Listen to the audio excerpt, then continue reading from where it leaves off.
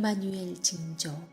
여호와께서 또 아하스에게 말씀하여 이르시되 너는 네 하나님 여호와께 한 징조를 구하되 깊은 데에서든지 높은 데에서든지 구하라 하시니 아하스가 이르되 나는 구하지 아니하겠나이다.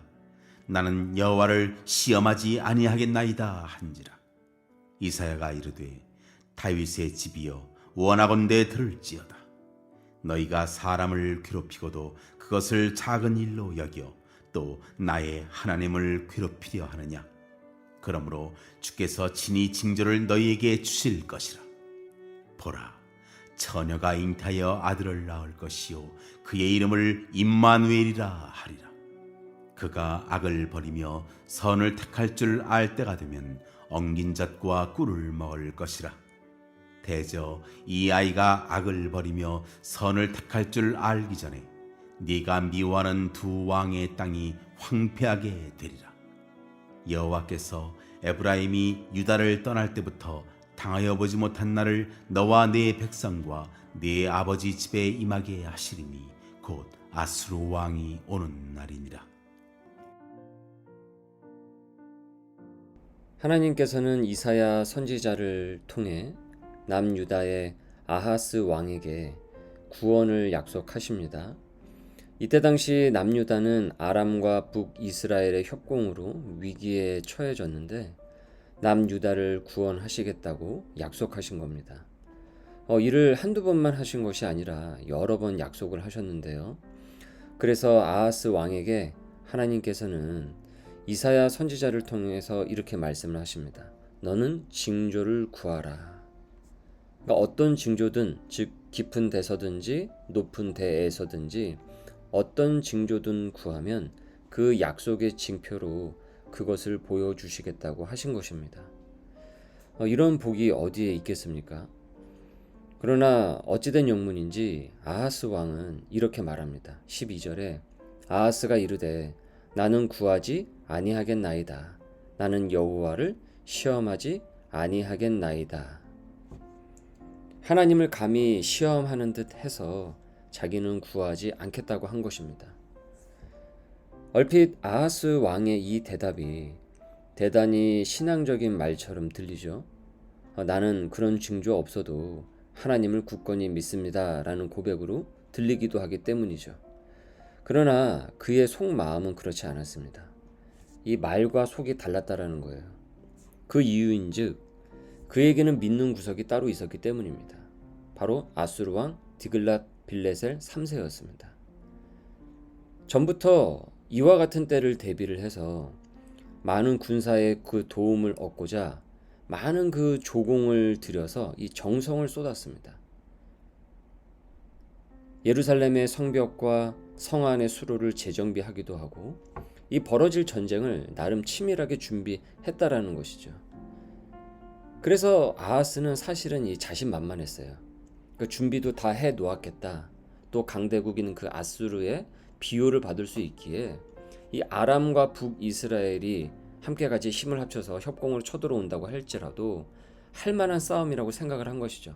전략적으로 수를 계산을 해보니까. 그러니 이사야가 하나님의 징조에 대한 얘기를 해도 그것이 그렇게 반갑게 들리지도 않았고 별로 귀담아 듣고 싶지도 않았으며 그래도 나름 예의를 갖춰서 한다고 한 말이 저는 하나님을 시험하고 싶지 않습니다. 거절하겠습니다. 라고 이렇게 애둘러 표현을 한 것이죠. 그러니까 소위 아하스에게는 기도도 필요 없고요. 말씀의 계시도 필요 없는 겁니다. 그러니까 내가 준비했으니까 내가 직접 하면 된다라는 그 자아 충만이 많이 있었던 거예요. 이를 이사야서에서는요. 아하스 왕의 불신앙으로 조명을 합니다. 그가 하나님이 아닌 현실 정치와 눈에 보이는 권력을 의지하고 추구했다라는 것이죠. 사실 인간이요. 자신의 그 능력을 과신하기 시작을 하면은 하나님은 내게 별로 필요하지 않습니다. 기도 없어도 할 수 있는 것 같고 말씀 예배 없어도 할 수 있으니 굳이 하나님을 찾는 수고를 할 이유가 없는 거죠. 그에게는. 아하스 왕이 그렇게 신뢰하던 그 아수르 군대는요. 정작 그들의 뒤통수를 치게 됩니다. 그 신뢰하던 아수르 군대는 배신하여서 대대적인 침략과 어려움을 겪게 돼요. 아하스의 이 예는 그래서 내게 이런 질문을 줍니다. 나는 위협과 어려움 가운데서 내 얄팍한 삶의 전술을 의지하고 있지는 않습니까? 온전히 여호와를 나는 의지하는가? 눈에 보이는 현세 권력, 정치, 근시안적인 그런 도움만을 추구하고 있지는 않은가? 그래서 기도가 먼저 나가지 않고 언제나 기도는 후행적으로 면피적으로 하는 그런 기도의 수준에 머물러 있는 것은 아닌가? 하나님께서는 아하스 왕이 불신앙과 외식으로 이 징조 구하기를 거부하니까 하나님을 괴롭히려 하느냐며 강력한 징조를 선포하시며 그에게 보여주시는데요. 그 징조는 처녀가 잉태하여 임마누엘이라는 이름을 가진 아들을 낳는 것입니다. 14절. 그러므로 주께서 친히 징조를 너희에게 주실 것이다. 보라, 처녀가 잉태하여 아들을 낳을 것이요 그의 이름을 임마누엘이라 하리라. 크리스찬이라고 하면 너무나도 잘 아는 익숙한 구절의 말씀이죠. 임마누는 우리와 함께 있다이고 엘은 하나님입니다. 그래서 우리와 함께 하시는 그 하나님이에요. 놀라운 징조의 이 말씀을 이사야를 통해서 선포하신 거예요.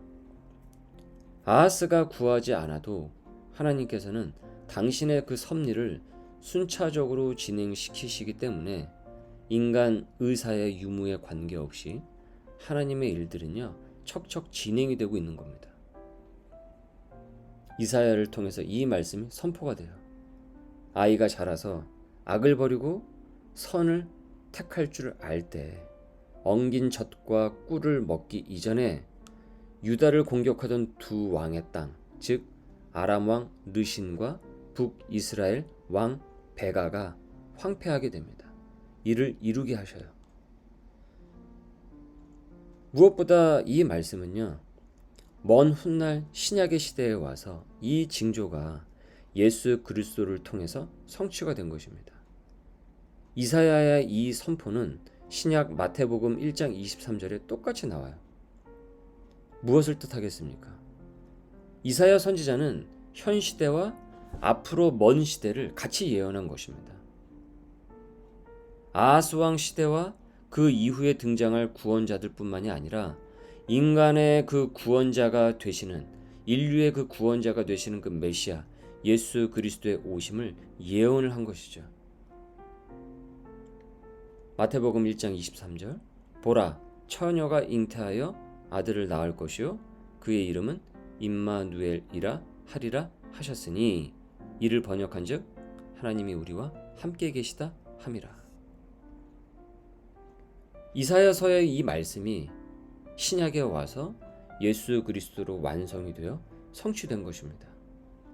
죄인이 죄인으로 망할 수밖에 없었는데 예수 그리스도가 이 땅에 오심으로 말미암아 그분을 믿어 의인으로서, 그래서 임마누엘의 그 은혜를 입는 그 의인의 기회를 얻은 것이에요.